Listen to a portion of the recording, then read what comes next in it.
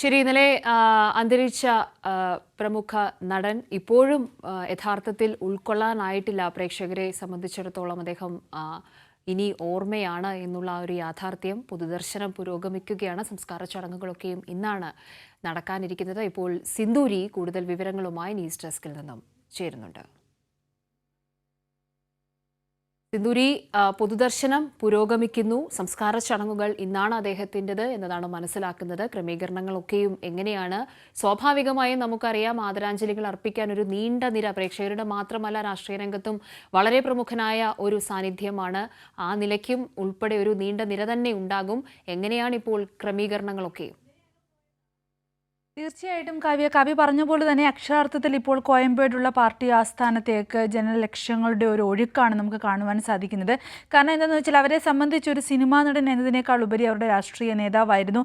അദ്ദേഹം അനശ്വരമാക്കിയ കഥാപാത്രങ്ങളിലൂടെ, അദ്ദേഹത്തിൻ്റെ രാഷ്ട്രീയ നിലപാടുകളിലൂടെ തമിഴ് ജനത വളരെയധികം അവരുടെ നെഞ്ചോട് ചേർത്ത് വെച്ചിട്ടുള്ള ഒരു ചലച്ചിത്ര താരത്തെയാണ്, രാഷ്ട്രീയ നേതാവിനെയാണ്, ഒരു മനുഷ്യസ്നേഹിയാണ് അവർക്ക് നഷ്ടമായിരിക്കുന്നത്. അപ്പോൾ ആ ഒരു മരണവിവരം ഉൾക്കൊള്ളാൻ കഴിയാത്ത ഒത്തിരി ആളുകളാണ് ഇപ്പോൾ അദ്ദേഹത്തെ ഈ പാർട്ടി ആസ്ഥാനത്തേക്ക്, കോയമ്പേടുള്ള DMDKയുടെ പാർട്ടി ആസ്ഥാനത്തേക്ക് ഇപ്പോൾ ഒഴുകിയെത്തിക്കൊണ്ടിരിക്കുന്നത്. അപ്പം അത്തരത്തിലുള്ള ഈ ഒരു എല്ലാവർക്കും അദ്ദേഹത്തെ കാണുവാനും ആദരാഞ്ജലികൾ അർപ്പിക്കുവാനുമുള്ള അവസരം കണക്കിലെടുത്തുകൊണ്ട് ഇന്നത്തെ ഈ ഒരു ദിവസം മുഴുവനും പൊതുദർശനത്തിന് വേണ്ടി മാറ്റിവെക്കുന്നുണ്ട്. ഇന്ന് വൈകുന്നേരമാണ് സംസ്കാര ചടങ്ങുകൾ ആരംഭിക്കുന്നത്. ഏതാണ്ട് 4 മണിയോടുകൂടി സംസ്കാര ചടങ്ങുകൾ ആരംഭിക്കുമെന്നാണ് നമുക്ക് അറിയുവാൻ കഴിഞ്ഞിരിക്കുന്നത്.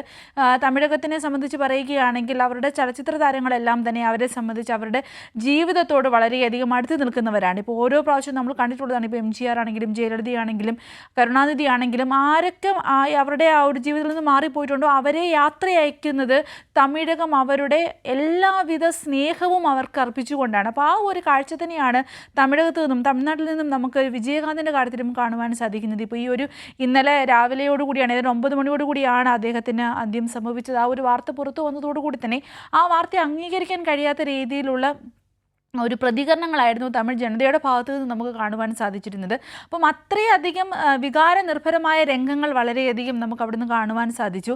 ആ ഒരു രീതിയിലാണ് ഇപ്പോഴും ആ ഒരു പൊതുദർശനത്തിൻ്റെ വിഷ്വൽസ് കാണുവാണെങ്കിൽ ഇപ്പം നമുക്ക് കാണുവാൻ സാധിക്കും, നമ്മുടെ സ്ക്രീനിൽ തന്നെയുണ്ട്.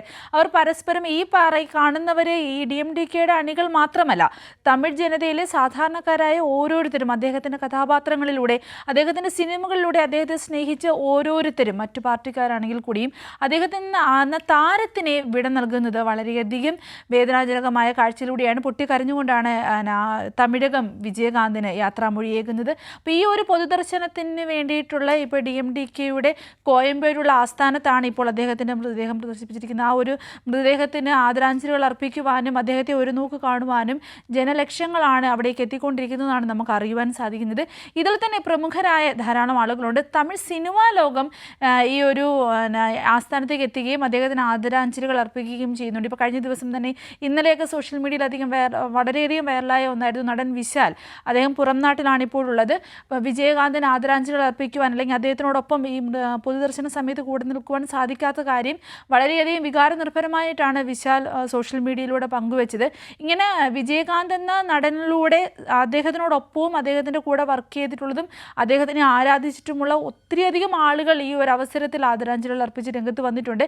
രാഷ്ട്രീയമായി നോക്കുകയാണെങ്കിൽ പ്രധാനമന്ത്രി ഉൾപ്പെടെയുള്ള രാഷ്ട്രീയ നേതാക്കളെല്ലാം തന്നെ അദ്ദേഹത്തിന് ആദരാഞ്ജലികൾ അർപ്പിച്ചിട്ടുണ്ട്. ഇപ്പോൾ കേരളത്തെക്കുറിച്ച് പറയുകയാണെങ്കിൽ നമ്മുടെ മുഖ്യമന്ത്രി അദ്ദേഹത്തിന് ആദരാഞ്ജലികൾ അർപ്പിച്ച് അനുശോചനം രേഖപ്പെടുത്തിയിട്ടുണ്ട്. എല്ലാവരും തന്നെ അവരുടെ എല്ലാം നമുക്ക് നോക്കുകയാണെങ്കിൽ വിജയകാന്ത് എന്ന നടനെ അല്ലെങ്കിൽ വിജയകാന്ത് എന്ന രാഷ്ട്രീയ പ്രവർത്തകനെ, മനുഷ്യസ്നേഹിയെ അടയാളപ്പെടുത്തുവാൻ കഴിയുന്നത് അദ്ദേഹത്തിന് മരണശേഷം അദ്ദേഹത്തിനെക്കുറിച്ച് പറഞ്ഞ ഓരോ വാക്കുകളിലുമാണ്. ഇപ്പോൾ കമലഹാസൻ പറഞ്ഞത് ഇത്രയധികം ഐതിഹാസികനായ ഒരു നടനാണ്, ഇത്രയധികം ധീരതയുള്ള ഒരു നടനെ കണ്ടിട്ടില്ല എന്നാണ് കമലഹാസൻ അദ്ദേഹത്തെ ഓർമ്മിച്ചുകൊണ്ട് പറഞ്ഞിട്ട്. ഇതുപോലെ തന്നെ ഓരോരുത്തരും അദ്ദേഹത്തിൻ്റെ ജീവിതത്തിൽ നിന്നും അവർക്ക് അനുഭവപ്പെട്ടുള്ള ഓരോ കാര്യങ്ങളും പറഞ്ഞുകൊണ്ടാണ് അദ്ദേഹത്തിന് അനുശോചനം അറിയിക്കുന്നത്. ഇതിൽ നിന്ന് തന്നെ നമുക്ക് മനസ്സിലാക്കുവാൻ സാധിക്കും വിജയകാന്ത് എന്ന നടൻ അല്ലെങ്കിൽ വിജയകാന്ത് എന്ന രാഷ്ട്രീയ പ്രവർത്തകൻ, മനുഷ്യൻ എത്രത്തോളം തമിഴകത്തെ അല്ലെങ്കിൽ തമിഴകത്തിൻ്റെ ജനത്തിനോട് ചേർന്ന് നിൽക്കുന്നു എന്ന് നമുക്ക് മനസ്സിലാക്കുവാൻ സാധിക്കും. ഇദ്ദേഹത്തിൻ്റെ സിനിമകൾ എടുക്കുകയാണെങ്കിൽ നമുക്ക് എല്ലാവർക്കും അറിയാം, ഏറ്റവും കൂടുതൽ ഡ്യൂപ്പുകളില്ലാതെ സിനിമകൾ ചെയ്തിട്ടുള്ള ഒരു നടൻ എന്ന വിശേഷണവും വിജയകാന്തിനെ സംബന്ധിച്ച് അദ്ദേഹത്തിന് മാത്രം അവകാശപ്പെട്ടിട്ടുള്ളതാണ്. ഏത് സാഹസിക രംഗങ്ങളും ഏത് സംഘടന രംഗങ്ങളും ഡ്യൂപ്പുകളില്ലാതെ അഭിനയിക്കുവാനും അത് അത്രത്തോളം എഫേർട്ട് കൊടുത്ത് തൻ്റെ പ്രേക്ഷകൻ്റെ മുന്നിലേക്ക് എത്തിക്കുവാനും എപ്പോഴും ശ്രമിച്ചിരുന്ന ഒരു നടനായിരുന്നു വിജയകാന്ത്. അതുകൊണ്ട് തന്നെയാണ് ആ ഒരു വിജയകാന്തിൻ്റെ ആ ഒരു പ്രത്യേകതയെ മുൻനിർത്തിയാണ് കമലഹാസൻ അത്രയും ധീരതയുള്ളൊരു നടനെ താൻ കണ്ടിട്ടില്ല എന്ന് പറഞ്ഞത്. ഈ മനുഷ്യ സ്നേഹത്തിൻ്റെ കാര്യം പറയുകയാണെങ്കിൽ നമുക്കറിയാം, കേരളത്തിന് പ്രളയം വന്ന സമയത്ത് പ്രളയ സാഹചര്യത്തിൽ വിജയകാന്ത് ആ സമയത്ത് അദ്ദേഹം അസുഖബാധിതനായിരുന്നു, സജീവ രാഷ്ട്രീയത്തിലില്ലായിരുന്നു, സജീവ സിനിമാ പ്രവർത്തകനായിരുന്നില്ല. ഇതൊന്നും ആയിരുന്നില്ല എങ്കിൽ കൂടിയും അദ്ദേഹം കേരളത്തിന് പ്രളയ സഹായ നിധിയിലേക്ക് സംഭാവന നൽകിയിട്ടുണ്ട്. അപ്പോൾ തൻ്റെ നാടിന് മാത്രമല്ല അയൽ സംസ്ഥാനങ്ങളുടെയും ഇത്തരത്തിലുള്ള പ്രശ്നങ്ങളെ കാര്യമായി ഇടപെടുകയും അതിലേക്ക് തനിക്ക് പറ്റുന്ന രീതിയിലുള്ള സഹായങ്ങൾ ചെയ്യുകയും ചെയ്യുന്ന ഒരു രാഷ്ട്രീയ പ്രവർത്തകൻ കൂടിയായിരുന്നു വിജയകാന്ത് എന്ന് നമുക്ക് ഈ ഒരു അവസരത്തിൽ പറയാതിരിക്കാനാവില്ല. കാവ്യ. ശരി, സിന്ദൂരിയാണ് ന്യൂസ് ഡെസ്കിൽ നിന്നും വിവരങ്ങൾ പങ്കുവച്ചത്.